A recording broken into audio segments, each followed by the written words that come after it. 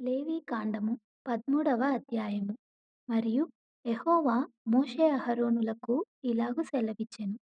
ఒకని దేహ చర్మమందు వాపుగాని, పక్కుగాని, నిగనిగలాడు మచ్చగాని ఉండి, వాని దేహ చర్మమందు కుష్టుపొడ వంటిది కనబడిన ఎడల, యాజకుడైన అహరోను నొద్దకైనను, యాజకులైన అతని కుమారులలో ఒకని యొద్దకైనను వానిని తీసుకొని రావలెను.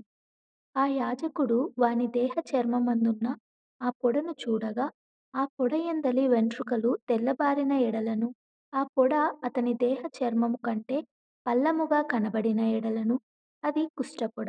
యాజకుడు వాని చూచి అపవిత్రుడని నిర్ణయింపవలెను.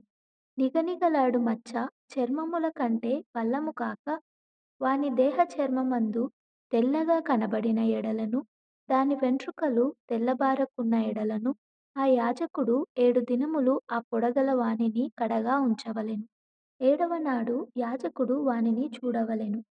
ఆ పొడ చర్మమందు వ్యాపింపక అట్లే ఉండిన ఎడల, యాజకుడు మరి 7 దినములు వాని కడగా ఉంచవలెను.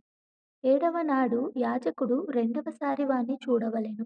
అప్పుడు ఆ పొడ చర్మమందు వ్యాపింపక అదే తీరున ఉండిన ఎడల, యాజకుడు వానిని పవిత్రుడని నిర్ణయింపవలెను. అది పక్కే. వాడు తన బట్టలు ఉతుకుకొని పవిత్రుడగును. అయితే వాడు తన శుద్ధి విషయము యాజకునికి కనబడిన తరువాత ఆ పక్కు చర్మమందు విస్తారముగా వ్యాపించిన ఎడల, వాడు రెండవసారి యాజకునికి కనబడవలెను. అప్పుడు ఆ పక్కు చర్మమందు వ్యాపించిన ఎడల, యాజకుడు వాడు అపవిత్రుడని నిర్ణయింపవలెను. కుష్ఠపొడ ఒకనికి కలిగిన ఎడల, యాజకుని యొద్దకు వానిని తీసుకొని రావలెను.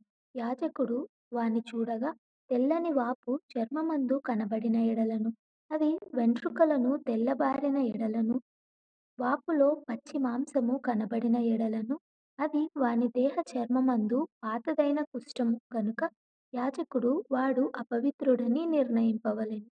వానిని కడగా ఉంచకూడదు. వాడు అపవిత్రుడు.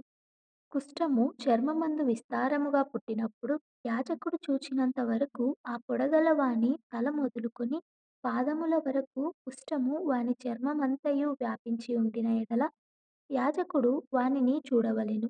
ఆ కుష్ఠము వాని దేహమంతటా వ్యాపించిన ఎడల, ఆ పొడగల వాడు పవిత్రుడని నిర్ణయింపవలెను. వాని ఒళ్ళంతయు తెల్లబారెను. వాడు పవిత్రుడు. అయితే వాని యొంట పచ్చి మాంసము కనబడు దినమున వాడు అపవిత్రుడు. యాజకుడు ఆ పచ్చి మాంసమును చూచి వాడు అపవిత్రుడని నిర్ణయింపవలెను. ఆ పచ్చి మాంసము అపవిత్రమే. అది కుష్ఠము. అయితే ఆ పచ్చి మాంసము ఆరి తెల్లబారిన ఎడల వాడు యాజకుని యొద్దకు రావలెను. యాజకుడు వాని చూడగా ఆ పొడ తెల్లబారిన ఎడల, యాజకుడు ఆ పొడ పవిత్రమని నిర్ణయింపవలెను. వాడు పవిత్రుడు. ఒకని దేహ చర్మమందు పుండు పుట్టి మానిన తరువాత, ఆ పుండుండిన చోటను తెల్లని వాపైనను, తెలుపుతో కూడిన ఎరుపు రంగులు గల పొడగాని, నిగనిగలాడు తెల్లని పొడగాని పుట్టిన ఎడల, యాజకునికి దాని కనుపరచవలెను. యాజకుడు దాని చూచినప్పుడు, అతని చూపునకు అది చర్మము కంటే పల్లముగా కనబడిన ఎడల, దాని వెంట్రుకలు తెల్లబారి ఉండిన ఎడలను, యాజకుడు వాడు అపవిత్రుడని నిర్ణయింపవలెను. అది ఆ పుంటి వలన పుట్టిన కుష్ఠపొడ. యాజకుడు దాన్ని చూచినప్పుడు, దానిలో తెల్లని వెంట్రుకలు లేకపోయిన ఎడలను, అది చర్మము కంటే పల్లము కాక కొంచెము నయముగా కనబడిన ఎడలను, యాజకుడు 7 దినములు వానిని ప్రత్యేకముగా ఉంచవలెను. అది చర్మమందు విస్తారముగా వ్యాపించిన ఎడల, యాజకుడు వాడు అపవిత్రుడని నిర్ణయింపవలెను. అది కుష్టుపొడ. నిగనిగలాడు పొడ వ్యాపింపక అట్లే ఉండిన ఎడల, అది దద్దురు. యాజకుడు వాడు పవిత్రుడని నిర్ణయింపవలెను.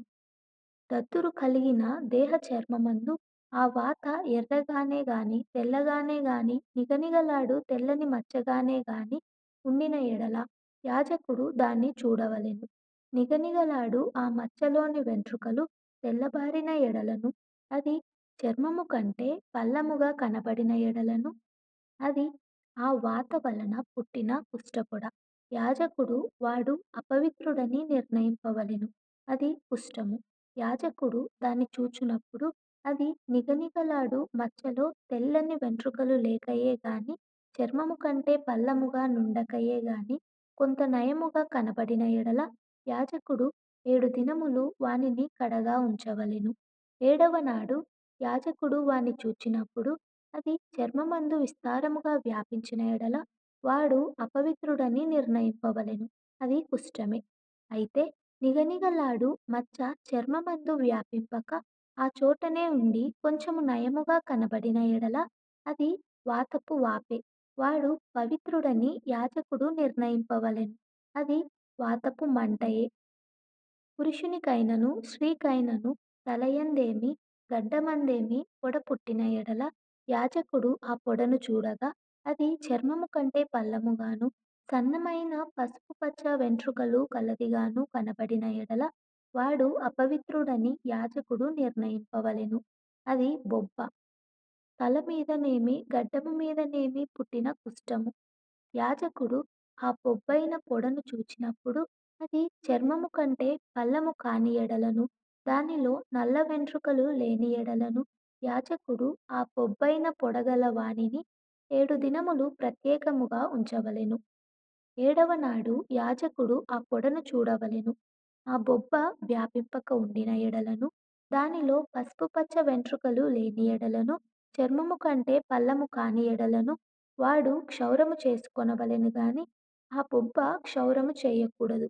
యాజకుడు బొబ్బగల వానిని మరి 7 దినములు ప్రత్యేకముగా ఉంచవలెను. ఏడవ నాడు యాజకుడు ఆ బొబ్బను చూడగా అది చర్మమందు బొబ్బ వ్యాపింపక చర్మము కంటే పల్లము కాక ఉండిన ఎడల యాజకుడు వాడు పవిత్రుడని నిర్ణయింపవలెను.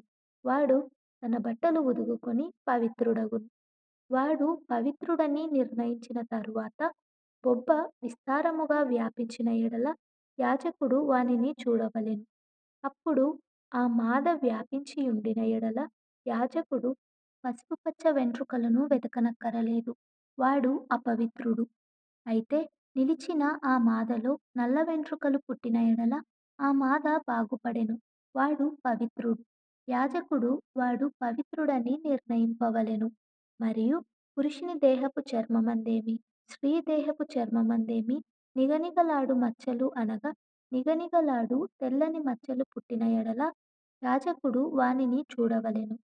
వారి దేహ చర్మమందు నిగనిగలాడు మచ్చలు వాడియుండిన ఎడల అది చర్మమందు పుట్టిన ఒక పొక్కు.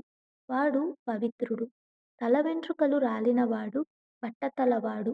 అయినను వాడు పవిత్రుడు. ముఖము వైపున తల వెంట్రుకలు రాలినవాడు బట్ట నొసటివాడు. వాడు పవిత్రుడు.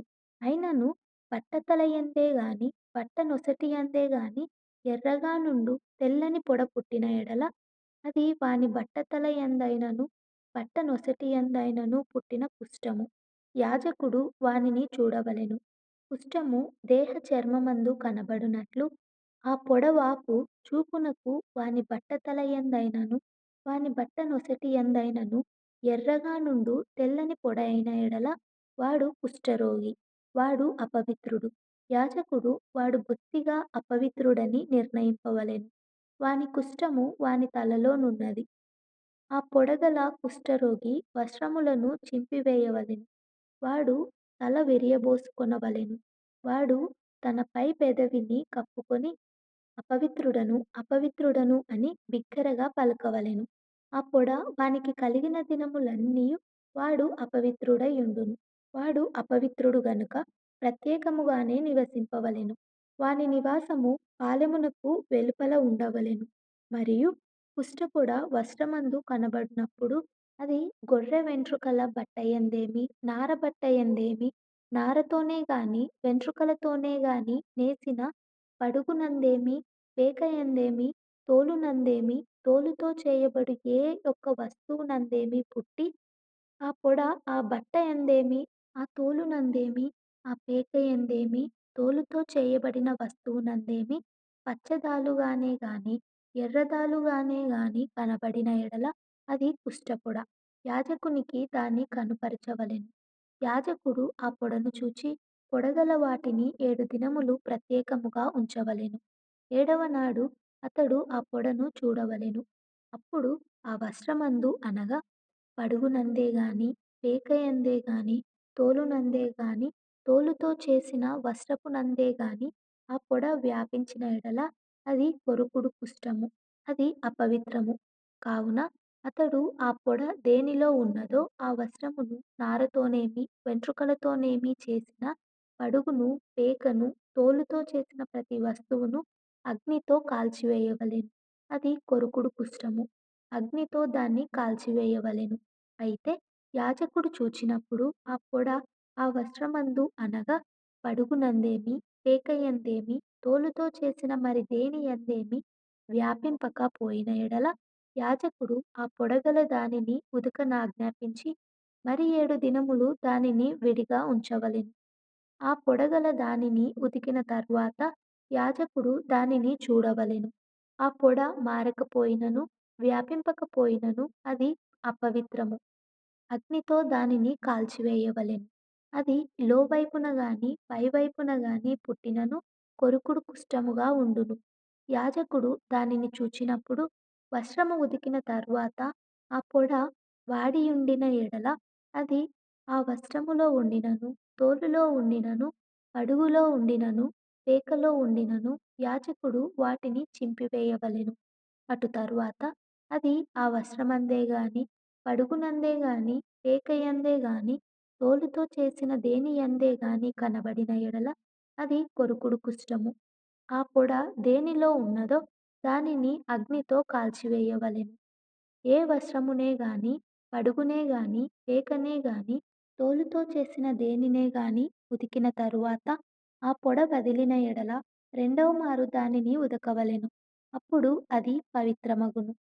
బొచ్చుబట్టయందే గాని, నారబట్టయందే గాని, పడుగునందే గాని, పేకయందే గాని, తోలు వస్తువులయందే గాని ఉండు కుష్టుపొడను గూర్చి అది పవిత్రమని, అపవిత్రమని నీవు నిర్ణయింపవలసిన విధి ఇదే.